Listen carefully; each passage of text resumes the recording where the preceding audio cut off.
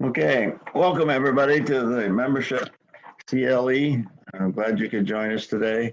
We're going to be talking about some things with about membership and some ideas that we could have, and maybe a little ideas of what your club can do and what you can do as a membership to increase membership in your clubs. So I'm Larry Memmer. I'm membership, and I belong to the Chelsea Kiwanis Club and have been active in membership for more years than I would like to remember, but a long time.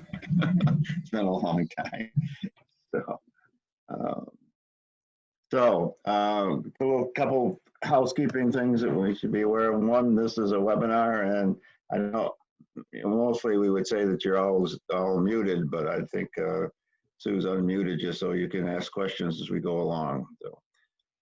You can also ask questions, or you can put them in the chat box, but since we're all unmuted, well, you can just go ahead and ask the questions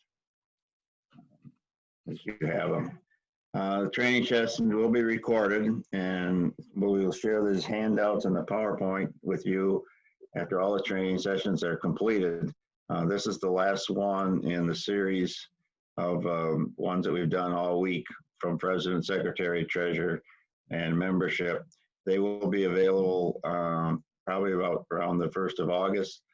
So you can go back, or if you have other people in your club that need to see this or should see it, you'll be able to direct them to this location so that you can they can watch the recorded ones for all of them.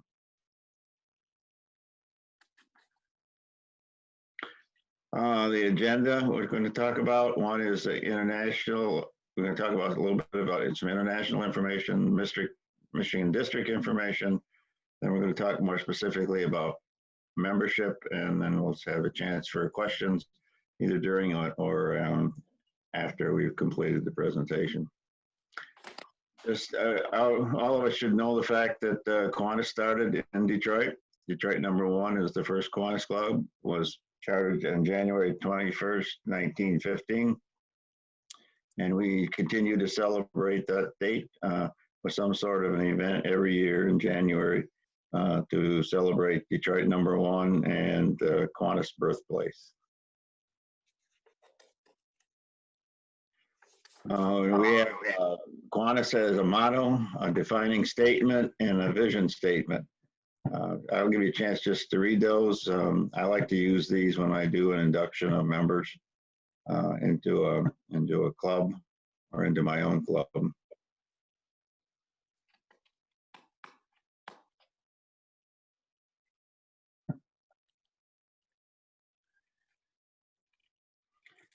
The 6 objects of Kiwanis. We use these in a lot of different ways. Again, a lot of clubs like to use these when they induct a new member. Talk about the 6 objects of Kiwanis that have been around for 105 years or thereabouts. So I'll give you a chance just to review those just for a minute.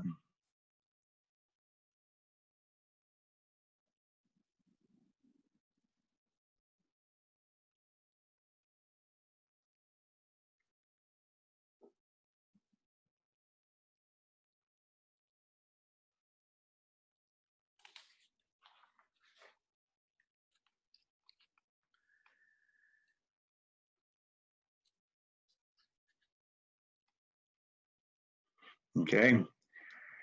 There's Kiwanis International has a strategic plan. That's a roadmap of Kiwanis International to achieve our goals. There's 5 pillars in that plan. One is membership and engagement, which we all know that we need to be working on. Leadership and education, community impact, branding and image, and financial viability, all the way from the club up to Kiwanis International. Michigan District also has a strategic plan, and I'll let you read that. It also is a basis for which you can develop your own strategic plan within your club.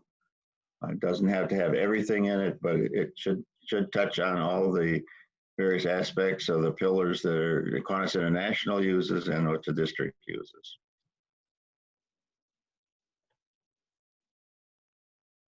And it doesn't have to be very detailed. It has just to be a general plan of what your club's going to do and what your strategic plan is, not only for 1 year, but for the years to follow, maybe 4 or 5 years worth of strategic plan. The Michigan District Plan has a plan that was developed a few years ago that was a 5-year plan. And this is just a basis to continue that plan.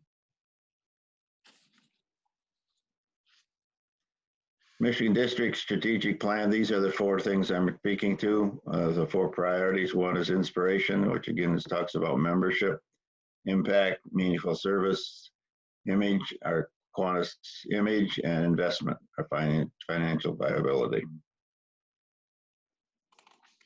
Where do you fit in? Oh, you're a member of your club, which is right here up in the top there.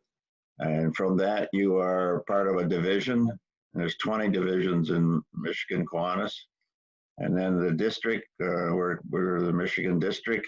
And then, of course, Kiwanis International, which we're all a member of.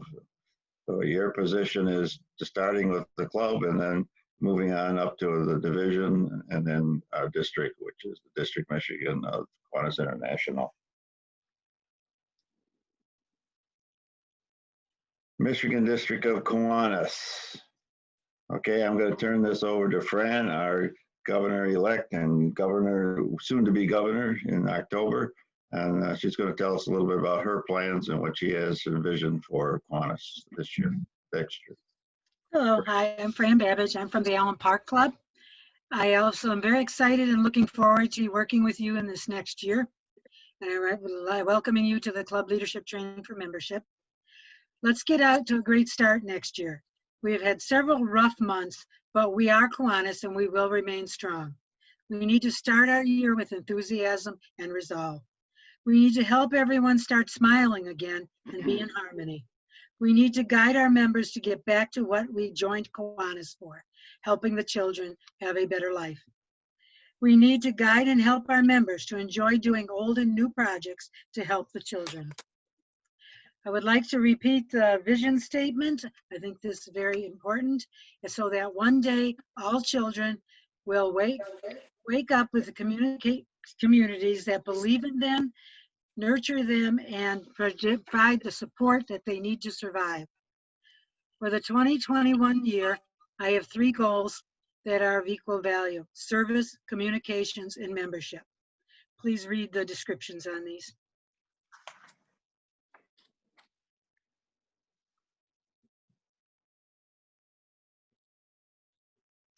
The first goal I talk about is communications. We need to spread the word that we are Kiwanis. We need to develop better communication within our club and other clubs. We need to help if they need it, to need help clubs make and use a website or Facebook page to get our word out. We have members willing and able to teach you how to do a website or a Facebook page. We also need to help everybody get out and communicate with the community who we are. We are establishing a marketing and technology committee that will be able to help you do this more effectively. We still need a few members, so if you know someone that's good in technology or in marketing, please let me know. The membership goal is that we have a great membership team that will be talking with you today. And again, they will be explaining how to get new members, what a club coach does and how it can help a club, and explain the benefits of sponsoring a service leadership program. When it comes to service, we are serving the children is our main purpose. That is why we joined Kiwanis. I want to encourage clubs to do more service projects. I want to encourage clubs to do joint service projects with their service leadership programs and or other clubs. I want to promote the Children of the Future project. Along with several other Kiwanis members, we've developed a project to work on next year. I thought you might briefly like to hear about it before we start. Your club can get off to make a new program, this new project. The purpose of the project is not only to fulfill our promise to improve the lives of children by creating new service projects that provide parents and grandparents tools, skills, and resources that help children 0 to 5 and 5 years old grow emotionally, physically, socially, and or educationally, but also to encourage our members to get out into the communities and let others know of what we do. I have heard many young parents say that they do not know where to go for help. This is where Kiwanis needs to step in. We need to design service projects that can help them. I, along with my co-chairs, past Governor Marion O'Higgins and past District Chair of Children Priority 1, Nancy Memmer, will be holding presentations both online and at our virtual convention, explaining the guidelines of this project and discussing ideas for the project. A patch will be designed, and once a club completes the 4 requirements, hopefully we'll be able to give the patch out at the district convention. In conclusion, again, the 3 goals are interrelated with each other. The more we communicate with our community, the more they know about Kiwanis. The more they know about Kiwanis, the more they want to do service projects to help our children. The more service projects we conduct, the more people want to join Kiwanis. And the more new members, the more service projects we can do to help the children of the world. I will now turn over the training session back to Larry to discuss the club membership. Thanks, Fran. Appreciate your introduction and information that I think will be valuable for a great year. First, I want to talk about just a little bit about the membership. There's a membership committee in our leadership guide, and every club should have gotten 5 of the leadership guides. So you should have one of those should have gone to you as a membership chair. So if you don't have it, it is also available on the Kiwanis International site in a PDF form that you can download, but you should have a hard copy from your club, and check with your secretary if you don't have that. We're going to talk about some things today. We're going to talk about how you can strengthen your club, a little bit about how you can do a membership drive, club boost, a little bit about opening a new Kiwanis club, and club coaching. And these objectives, the objectives of opening a new Kiwanis club is probably going to be low on the totem pole, if you will. We've opened a lot of clubs over the last 3 years. But we really need to look at our existing clubs now very closely, because with the pandemic, clubs are having trouble thriving. So we need to make sure that we're giving them the tools and being able to help them so that they can continue with their Kiwanis membership and continue to be a thriving part of their community. So we won't concentrate a whole lot on opening a new club, but more on strengthening and how we can do a boost in your club to increase your membership. Well, whenever I talk to somebody, you have to ask them if you want to join Kiwanis. You'll get the answers that they never heard of Kiwanis before. So you have to be able to explain that to them and then invite them. And I've always said for years that the only way you're going to get a new member into your club is you got to ask. Many times I've talked to people who about Kiwanis and they've never heard of Kiwanis, and if I ask them, well, why haven't you joined Kiwanis? Well, they say, I haven't been asked. So remember that as the most important part of your recruitment. Michigan membership goals. Fran talked a little bit about these. We're going to maintain and build a growing Kiwanis membership, encourage clubs to learn how to get new members, diversify your club members, each club to increase membership by 1. If you noticed in Fran's, she would like to make sure that we maintain our membership. If we can maintain our membership, it'll be the first time that we've maintained and not lost membership in a long, long time. But it's going to be tough this year because the clubs that I've been speaking to, there are some of them that were kind of struggling at the start before the pandemic. Now it's making it really tough for them to continue. So we need to be working with them, and the membership team will be spending time with those clubs trying to make sure that they increase and keep their membership viable.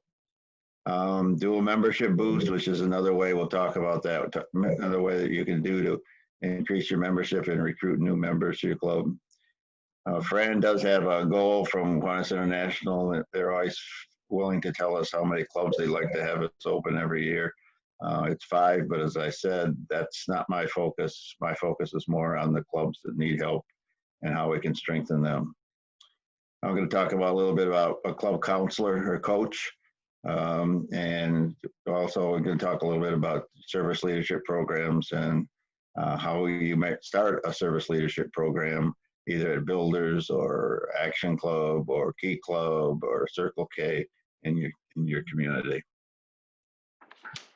Kiwanis is only as strong as the clubs, and the club is only strong as the members. So now I'm going to turn this over to Bruce Race, who is from the, which club are you from? Midland. I never can remember which one it is. Yeah, okay, fine. And Bruce is going to talk to you a little bit about some of the things that you can do to strengthen your club within your community. Yeah. Bruce? Thanks, Larry. Yeah, I'm Bruce Race. I'm from the Kiwanis Club of Midland. For those who ask or even care, Kiwasi is kind of a strange name for a Kiwanis club, but it's actually a combination of Kiwanis and Tittawawasi, which is the name of the river that flows right through Midland. That's gained a lot of publicity in the last couple of months, as many of you know. Two of the dams just upstream from Midland were broached back on May 19th, creating a considerable amount of flooding and damage to not only Midland, but other small communities around here. So yeah, I'm from Kiwanis in Midland. We're going to talk about strengthening your club, and it's a rhetorical question. You know, why would anyone even think there's any question about strengthening your club? Why? Of course you need to strengthen your club, but let's go over a couple of points. A strong club attracts new members, and whether we think of it often or not, we're really in competition. A lot of our clubs, and we have tremendous clubs. It's my experience as a two-time lieutenant governor. We have great clubs made up of great people, but we're in competition. There are other service clubs in the communities that we serve, and so in a sense, we're in competition with those other clubs to attract new members. And a strong club attracts new members. People want to be a part of a winning organization. If I only have enough time or enough energy or enough money to belong to one club, I want to belong to the club that makes a difference in the community. So a strong club attracts new members. A strong club makes it bigger, makes a bigger impact in the community where they serve. And a strong club makes it easier to overcome temporary problems such as the coronavirus that we're going through right now. Stronger clubs have the ability to continue to operate. Many of the clubs are still operating on a weekly basis with virtual meetings and so forth. In fact, I know of one club that has every week since the pandemic shut down been holding their meetings via Zoom and been averaging 40 to 50 members every week. So that's what strong clubs are able to do. What's a characteristic of a strong club? Well, these are kind of no-brainers, but obviously consistent, back up, please, Sue. Consistent high attendance at club meetings. All of you know clubs that have, at least on paper, a fairly robust list of membership, but it's only the 6 to 8 or 10 people that show up week after week after week. The others are members in name only. So a strong club is one that has consistently high attendance at meetings.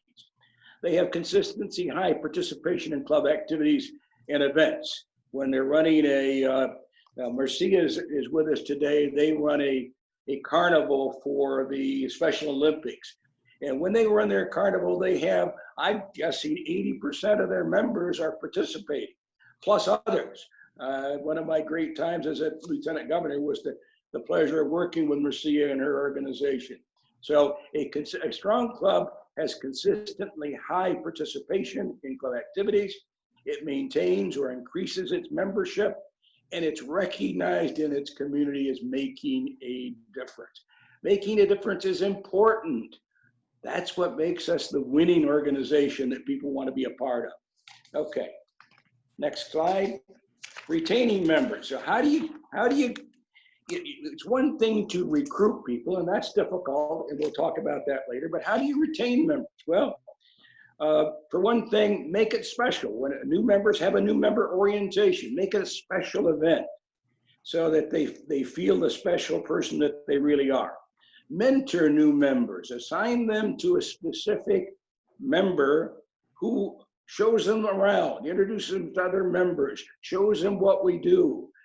A sounding board, someone that they can talk to when they have questions about the club during their first few weeks or months.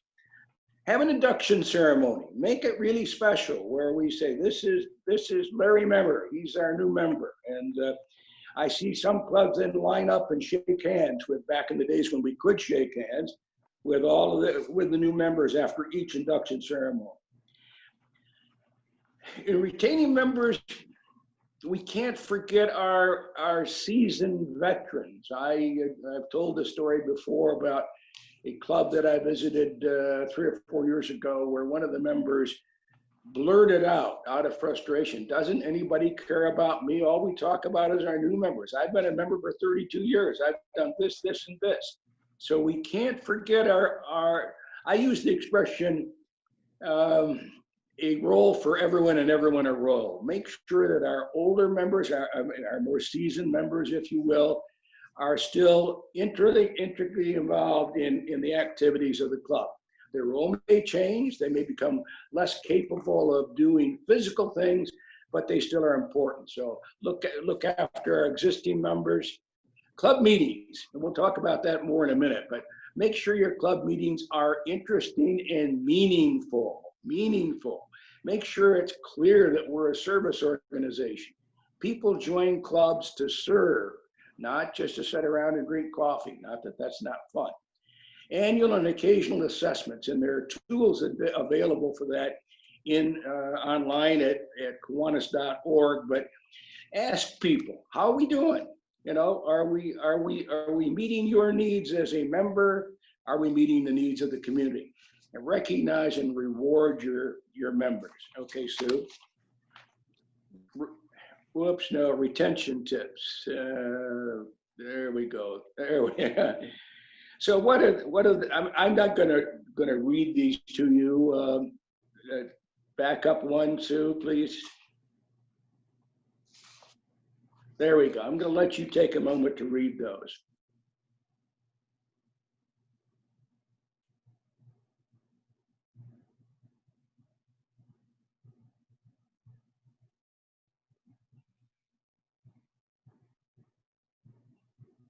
Okay, before we go to the next slide, asking people to participate in hands-on service projects. I'm reminded of a club that I visited 4 years ago. And on that particular day, they had a prospective new member visiting, first visit. That club had a project planned for the following weekend, the ensuing weekend. It was a golf outing. And someone said to this potential member, "Why don't you come and work with us at the golf outing?" He did, and they really put him to work. He worked, I think, 6 hours, but he could see there that A, the club was making a difference in the community, and B, they were having fun while they were doing it. He joined. It's a good idea. Put people to work, make them feel needed and that they are contributing. Okay, Sue. Other retention tips. And this is kind of a potpourri. We all have clubs where people are, again, they're members, but they're not showing up.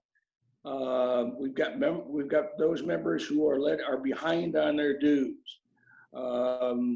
Reach out to them, find out what's going on. So I know one club that's got a process or a procedure in place where if they miss three weeks or 3 meetings in a row, automatically something goes out and says, dear Sally, we miss you a lot. Is there something going on? Can we be of any help? It may actually be 2 meetings. So follow up with people who are not attending, find out what's going on, follow up with those who haven't paid dues. Make sure that you keep in contact with your members so that they know that they're important, because they are. And that's the way we help retain them. Do a community survey. This is related to a couple of other things, but ask the community, what can we do or what should we be doing to really serve the community? And then let the members know this is what we're going to be doing. Okay, Sue, where do you find potential members? Well, start with your current members. Everybody knows at least one or two people, friends or acquaintances, that would make good members of the Kiwanis organization. Why haven't we asked them? We don't invite them, they're not going to join. Be inclusive. I remember 3 or 4 years ago, when I was a lieutenant governor, I had my quarterly leadership conference, and I asked all the presidents and secretaries and so forth to bring their spouse or significant other to the meeting. And we had a brainstorming session about how could Kiwanis become more inclusive. I was shocked because the wife of a good friend of mine stood up and says, I don't think you wanted us, I didn't think we were welcome other than for the Christmas party and for other special events. I never felt that I was really encouraged to join Kiwanis. That shocked me, quite honestly, because that's a great source. And it's an important thing to look at. So ask your members, ask spouses and partners. Call organizations, and this really is related now to what can we be doing during this pandemic. Call the organizations you work with during the year and check to see how they're doing. Looking for things to do while we're locked down. Can we deliver meals to healthcare, emergency responders, et cetera, et cetera? Larry, would you jump in just for a second and explain the membership waiver? I'm afraid I'm going to get it incorrect. We currently have a membership waiver available to new members that come into Kiwanis from the Michigan District. So for the rest of this year, there's no dues. The dues are waived for both international and district. That was put together back shortly after the pandemic started, and so international started with this, and then we tagged onto it as a district also. The district also reviewed its financial situation and found that we were able to put some money together to help further. So any member that joins between now and September 30th will not only get this year's membership waived, but they'll get next year's waived also. And that would be only for the first 150 that join. So the first 150 would get the 2 years, and and I think we're somewhere around 50 or 60 that have under that program at this point. So we've got a ways to go. We got a couple, 3 months left here to do. So I encourage you to ask members, if you have members who are potential members they're not quite ready yet, this is a great opportunity for you to bring them in. It's no cost to them. They can be part of your club. They can help you with service projects and find out what Kiwanis is all about and what your club is all about. So it's a great opportunity to get new members, just to get them in and get so they know and see what Kiwanis is about. Great opportunity for corporate members also, which also fall under the same waiver. So if you have corporate members, we'll be talking about corporate members here in just a minute. So thank you, Larry. Okay, Sue, maintaining or growing your membership. Be certain, and this is important. I often say that we in Kiwanis have two masters. Most importantly, we must meet the community needs. We're a service organization, not just a social club. So first and most importantly, we must be meeting the needs of the community. But we also have to meet the needs of our members. And those needs change. Some of the clubs that I've had the pleasure of working with over the past have grown long in the tooth, if you will, and have had difficulty bringing in new members, particularly young professionals. And they find that young professionals are not as enthralled with traditional meetings. So they had to change. Some of our clubs are really flexible in terms of the way they meet. Some, as Larry has pointed out in previous occasions, meet both, they have meetings maybe once or twice a month in the evening, and that seems to fit best with young professionals that are busy working during the day, and some during the traditional morning or noon period. So be sure we're meeting the needs, first of all, of our community, but we must be meeting the needs of our membership. Be flexible in the way we approach our meeting format, time, place, location, even issues in terms of meals. Young people, particularly those fresh out of college, don't particularly want to pay $13 or $15 every week or every other week for a lunch. They might bring their sandwich in their backpack. So the issue of meals is another one that we might want to look at as we try to increase our membership. Engage community leaders. Ask the leaders what's important. All of our projects make a difference. If they weren't making a difference, we wouldn't be doing them. But are we prioritizing in a way that we're hitting the needs of the community as they exist today? I don't know. I think so. But let's ask somebody. Ask the superintendent of schools. Have him or her come visit your club. Ask the local juvenile court judge or the chief of police, etc. So engage your community leaders to learn what the needs are. Okay, potential members. Develop a long list of potential members. Solicit candidate names from all of our current members. We've talked about that. Get a list from the Chamber of Commerce. That's the place we almost always start. Don't forget churches, public servants, government employees, etc. Many of our clubs have the small club in Caseville. I think their membership is less than 20. 2 of their members are pastors. The new club that was started last year in Island City, the president is the chief of police. So look to the public servants to be members of our clubs. No list is too large, so really work at this step. This is really an important part for not only for our ongoing quest for membership, but for drives and boosts and so forth. Okay, Sue. And look at, Larry alluded to this a minute ago, look at flexible memberships. Corporate memberships are a great tool. Corporate membership, as you know, you have the corporation. I know one of the clubs I work with has a flower shop that is a corporate member. The owner of the flower shop is the listed member, but if she's not able to be involved, one of her employees, it happens to be her daughter, can be involved. So corporate memberships work really well. They work well with insurance companies and with banks and so forth. So corporate memberships using that as a tool is a great way of adding to our members. Satellite members. Again, I alluded to some clubs that meet once or twice a month in the evening. Those sometimes are satellite organizations that once that group that meets at the bowling alley or meets at the local pub or wherever reaches 15 members, they could technically break out and become a club in and of themselves, but they're a satellite of the main club. Look to your service leadership program alumni. If you're in a community where you have a Circle K club, a lot of the graduates of the local university may stay local as they embark on their professional careers. Reach out to them. They've got great experience. Key clubs, another area. Many of your clubs have key clubs, and as they get through their schooling, bring them back. Okay.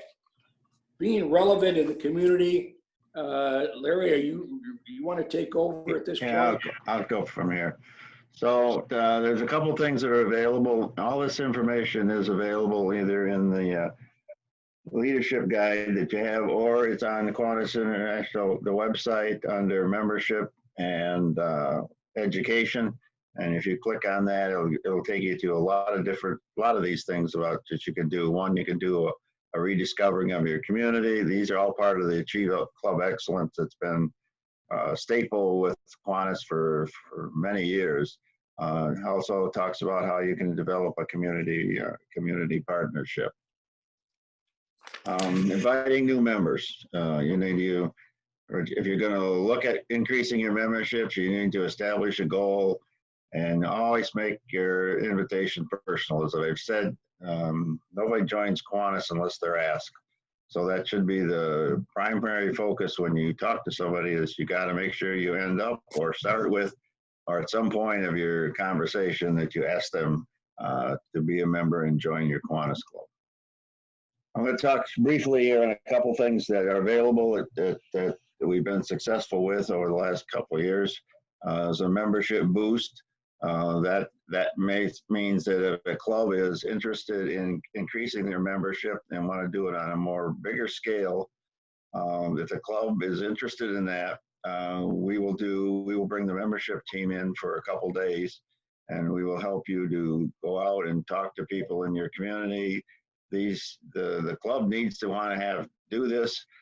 There's part in it, and if you will, is that they need to be looking at where we can get our members from, or potential members, and also setting up some calls. The best way to get people to join a club is to certainly to get an appointment with them, and we have ways that you can call and make appointments, and then we can go out, and then we, as a team, will go out and with you and with your members and talk to people in your community about joining your club. And that could be individuals, it could be businesses, it could be corporations, it could be whatever. You sit down with the membership team and put together a list of people or organizations within your community that you think would be great Kiwanis members, and then we'll make the appointments, and then we'll come in for a couple days and go out with you and help you to solicit new members to your club. We've done a number of these over the last 2 years, particularly, and most of them that we've done have really increased memberships for that particular club. I know one club, we did this for 2 days, and I think over the time they ended up with 6 or 8 new members before the year was over. So this is a good way. We've tested it, we've used it, and it is a great opportunity to get the membership team involved and help them. They will help you to determine what there's an analysis you can do of your members. Do you have all physicians, or do you have all school teachers, or try to get a balance of your club members. And there's a survey that you can do, which you can identify that. So those are all things that you can. The important parts of this are, one, the pre-work. As I talked about, the planning, the getting the list together, making calls, making the appointments, and then going out and talking to people in your community about being a member. I strongly believe, Bruce mentioned it, I strongly believe that joining to your chamber is very, very important. It's a two-way street with the chamber. I've seen chambers that will send out all information about your meetings or your events or what's going on. And it works the other way. You can get a list of the new members or members in your chamber that might be potential members that you can contact and invite to your club to be a member. So I believe that chamber is a very important part of and also try to get them to join. That's kind of tough because if they get asked to join lots of service clubs. But if you can talk to them, that's the first thing I do when I go to a community where we're trying to increase memberships. If they aren't involved with the chamber, I go and talk to the chamber and find out what relationship and what we can do together to help our community and help Kiwanis. Another thing you can do is a membership drive. This is basically where the club members identify people who they think would be good potential members, and then you either send letters or you do a phone request or whatever your arrangements you want to do, and then you have a special event, either at your regular meeting or a special meeting, and also then talk to these people. You can then do maybe a slideshow about your club and what it does, and kind of potentially about what they could get from joining your Kiwanis club.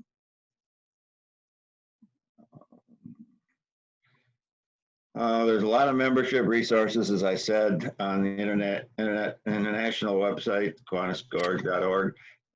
There's all sorts of information, particularly under the membership and education. Don't forget about some things, people that you should think about for your club to add would be one, Army recruiters or anybody who belongs to the Army gets free membership for a year. So that's because of a partnership with Kiwanis International and the Army. So they pick up the cost for anybody associated with the Army. Share Kiwanis with your strangers, protective members of your community, tips on rejuvenating your club. There's also a sheet on that that's available, a PDF form that's available on tips on how to rejuvenate your club. That's also on the website. And then there's also 12 steps to excite your membership, which I think is a very useful tool. So all that's available on the website, the Kiwanis are. Okay, I'm going to finish up just quickly talking about coaches. We've kind of put together a new system, if you will, for coaches. Linda Lothar, past governor, is going to head this up, and what we're going to do is any club that needs to have a coach for some reason, and it doesn't have to be strictly because of membership.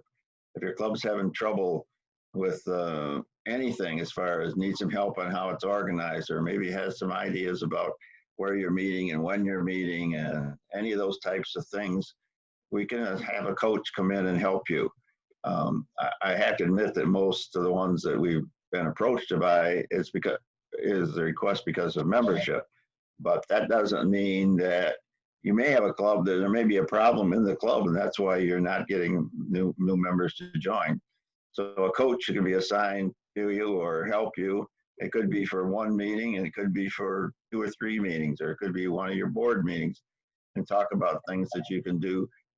And then from that, you may determine that you're going to do a boost, or you're going to do one of these other activities to increase your membership. How do you find a club coach? You need to just let Linda Lothar know, or myself, and we'll work on, she's working on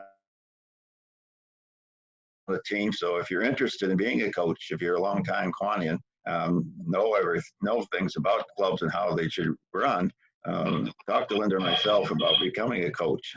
It's a fun thing to do, to be able to go in and talk about Kiwanis with an existing Kiwanis club. This is the membership theme for next year, particularly. Cindy, who has been the membership and done a lot of the boosts, organized the boosts and talked to clubs about some of the issues they have with, and help to get them on the right track again. She's going to continue to work on that stuff, particularly on that. Sue Devon, who was past lieutenant governor of Division 16, she's going to work on new clubs when we get to the point where we might want to do a new club. But I think that's going to be certainly in the second half of next year. Bruce is going to continue to work on existing clubs and strengthening your existing clubs. And then Linda is going to work on coaching, and Dee Hudson on the west side of the state is going to do some of the same things on the west side to help with membership. Some reflections, what's new, things you learned about membership today, what the important thing I've learned will help me with my club's membership, what will I need to do to encourage new members, and how to educate, engage, and empower others regarding membership. Those are all things you need to think about. And then either as a coach or as any member of our team would come in and talk to your club, and we could try to develop a plan that would help to increase your membership. Okay, this is an old slide. I know, Sue, if you want to take it from here, but this is the Kiwanis Let's Talk. This was the one that was just Thursday night. So, Sue, do you want to? Sure. We each Thursday we hold a